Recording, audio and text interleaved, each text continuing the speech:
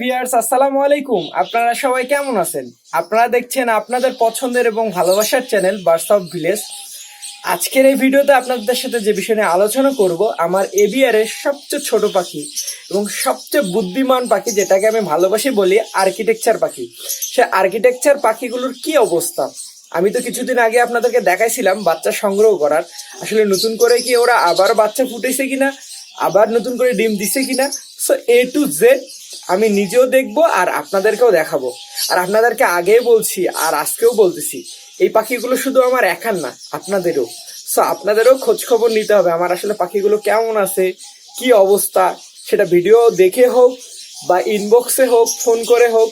So আপনারা যদি আমার মতন পাখি প্রেমিক হয়ে থাকেন, অবশ্যই আমার পাখিগুলোর খবর রাখবেন সব সময়, আমার ভিডিও দেখে আমার পাশে থেকে। আর আপনারা যদি আমার এই চ্যানেলে নতুন ভিউয়ার হয়ে থাকেন, অবশ্যই ইউটিউবে সাবস্ক্রাইব করবেন, ফেসবুকে ফলোয়ার বাটন অন করে রাখবেন এবং নতুন নতুন ভিডিও পাওয়ার জন্য নোটিফিকেশনটা চালু করে রাখবেন, যাতে আমার পাখিগুলো আপনার পাখি হয়। সো চলেন, আর আপনাদেরকে কথা বাড়াইতে চাচ্ছি না, আমি নিয়ে যাই আমার পাখির ঘরে। আমার বুদ্ধিমান এবং সবচেয়ে অ্যাক্টিভিটিস যে বলা চলে যে খুব ছোট হলেও খুব চঞ্চল পাখি, সেটা হচ্ছে ফিঞ্চ পাখি। সেই ফিঞ্চ পাখির কাছে নিয়ে যাচ্ছি। বিসমিল্লাহির রহমানির রহিম করে ঢুকলাম পাখির ঘরে।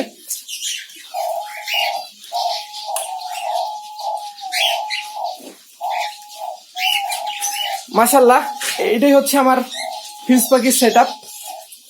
বেশি না, অল্প কিছু ফিঞ্চ পাখির সেট আপ আছে। তো চলেন আপনাদেরকে আমি নিয়ে যাই, যে কোনটার কি অবস্থা সেটা আগে দেখানোর চেষ্টা করি। মাশাআল্লাহ, এটাই হচ্ছে আমার ফিঞ্চ পাখির সেট আপ।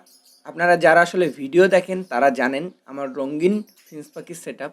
রঙিন বলার কারণ দেখেন বক্সগুলো সব রং করে দেওয়া। আসলে রং করে দেওয়ার মেজর কারণ হচ্ছে সৌন্দর্য, আর কিচ্ছু না।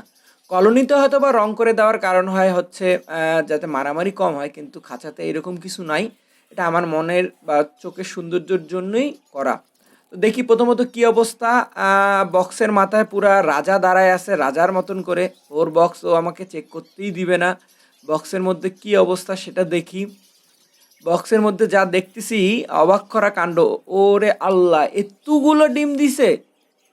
একটা পাখি এতগুলো ডিম দিছে! ওরে আল্লাহ, দেখেন কতগুলো ডিম দিছে। এত ছোট একটা পাখি এতগুলো ডিম দেওয়ার কারণ কি? এটা কিন্তু একেবারেই ভালো না, এটা একদম খারাপ দিক। কিছুদিন আগে আপনাদেরকে একটা ভিডিও শেয়ার করছিলাম ঘুঘু পাখির উপরে, যে অটো ডিম পাড়ায়। হ্যাঁ, এই সেই অটো ডিম কিন্তু এগুলো, এই এতগুলো ডিম থেকে কিন্তু কখনোই বাচ্চা ফুটে বের হবে না। আর আপনাদেরকে এটাও বলবো, দেখেন আপনারা মাশাল্লাহ বলতেই হয় যে এত ছোট পাখি এতগুলো ডিম দিছে কেমনে কি? এতগুলো যে ডিম আমি গুনতেও পারতেছি না কয়টা ডিম হয়, মেবি 20টা 25টা ডিম হবে হয়তোবা। তো এই ডিম নিয়ে কি হবে বা এই বক্সের কি অবস্থা হবে, এটা নিয়ে আমি ডিটেলসে পরে আলোচনা করতেছি। মাশাল্লাহ, এই বক্সটাতে একটা বাচ্চা ফুটছে, অরেঞ্জ কালারের বক্সটা। আর আপনাদেরকে আমি সবসময় বলি, ব্লু কালারের বক্সটা আমার সবসময় সারপ্রাইজ বক্স। এই ব্লু কালারের বক্সে যত কি হয়, দেখা যায় যে অনেক বাচ্চা পাই, অনেক ডিম পাই। ব্লু কালারের বক্সগুলোই হলো আমার সবচেয়ে লাকি বক্স। মাশাল্লাহ, এটা তো 3টা ডিম দিছে, 3টা না সরি 6টা ডিম দিছে।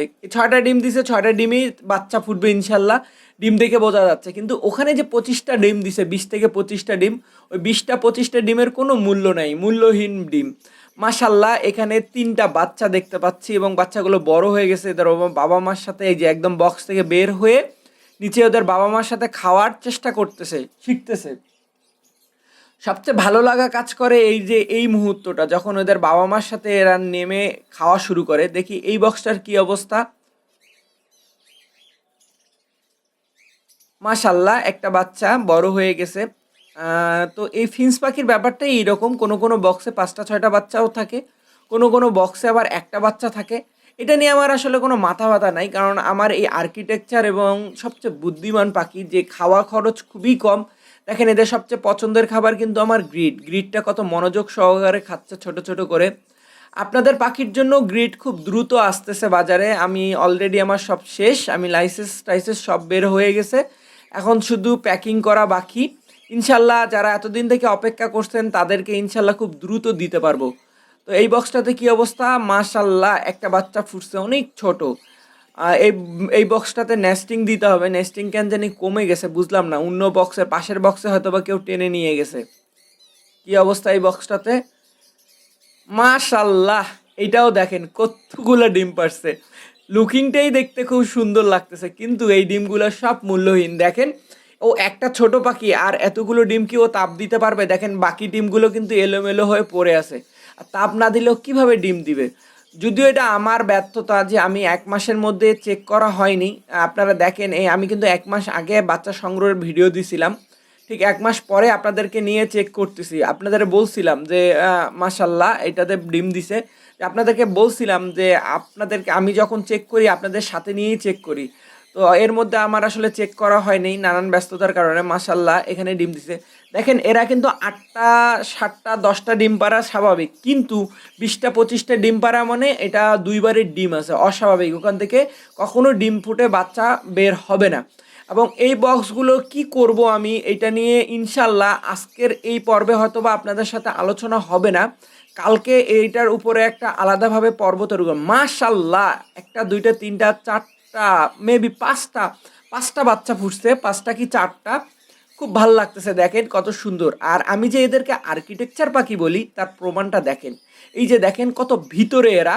এই যে এখন যখন আমি বের হয়ে আসবো, দেখেন একটু পিছিয়ে যখন আসবো, এই বক্সের ভিতরে কি আছে কেউই বলতে পারবে না। এই যে দেখেন, এই দেখেন দূর থেকে বোঝা যাচ্ছে না বক্সের ভিতরে কি আছে। এই জন্যে এদেরকে আমি মনে করি অনেক বড় এরা কারিগর, যেটা হচ্ছে অনেক সুন্দর করে এদের বাসাটা তৈরি করে। এই যে দেখেন কত সুন্দর করে বাসাটা তৈরি করছে। হ্যাঁ এখানেও একটা ডিম। তো যেটা বলতে চাচ্ছিলাম, আজকের ভিডিওর লেন্থটা আমি বাড়াইতে চাচ্ছি না, এবং কালকের পর্বে ইনশাল্লাহ আপনারা দেখতে পারবেন যে আমার এই যে পাখিগুলো অটো ডিম পারছে, এই পাখিগুলোকে আমি কি করি এবং এই বক্সের ডিমগুলো আসলে কি করার আছে আমার, সেটা নিয়ে আপনারা ইনশাল্লাহ আসলে কি ডিমগুলো থেকে কোনো কিছু ওয়ে আছে। মাশাল্লাহ এই সুন্দর পাখি, আমার সবচেয়ে সুন্দর পাখি ফিঞ্চ পাখি। এই বক্সের কি অবস্থা, মাশাল্লাহ এই বক্সের অবস্থাও ওই নিচের 2টা বক্সের মতন। দেখেন কতগুলো ডিম পারছে, এটা একেবারেই খারাপ একটা জিনিস আমি মনে করতেছি, যাই না তারপরও আমি কালকে ডিমগুলো চেক করে করে দেখব আসলে ডিমগুলো থেকে আসলে কি কোনো ডিম জমছে কিনা। মাশাল্লাহ এটাতে তিনটা বাচ্চা, এবং বাচ্চা 3টা বড় হয়ে গেছে, নিচে নেমে গেছে ওদের বাবা মার সাথে। দেখেন এদের বাবা মা আর বাচ্চা 3টা একসাথে সুন্দরভাবে ঘুরে ঘুরে বের হচ্ছে। তো মোটামুটি আমার আলহামদুলিল্লাহ দেখতেছি প্রতিটা বক্সেই আল্লাহর রহমত ডিম দিছে। এই বক্সে কোনো রেজাল্ট নাই, এই বক্স থেকে কিছুদিনের মধ্যে বাচ্চা সংগ্রহ করছি, অথবা 2-1 দিনের মধ্যে ডিম দিয়ে দিবে। এই বক্সটাতে কি অবস্থা, মাশাল্লাহ কত ছোট ছোট কিউটের ডাব্বা, 1টা 2টা 3টা বাচ্চা ফুটছে। এবং দেখেন এই দৃশ্যটা আপনাদেরকে দেখাতে পারতেছি শুধুমাত্র এই পাখিগুলো আমার সাথে অনেক ফ্রেন্ডলি তাই। জানি না আপনাদের আসলে ভিডিওগুলো কেমন লাগে, অবশ্যই জানাবেন এবং বেশি বেশি করে শেয়ার করবেন। এবং ইনশাল্লাহ কালকের পর্বের ডিটেলসে আপনাদেরকে জানানোর চেষ্টা করব যে আমার এতগুলো ডিম দিয়ে আমি কি করব, আসলে ওই পাখিগুলোর করণীয় কি। এতক্ষণ আমার সঙ্গে থাকার জন্য অসংখ্য ধন্যবাদ। আসসালামু আলাইকুম।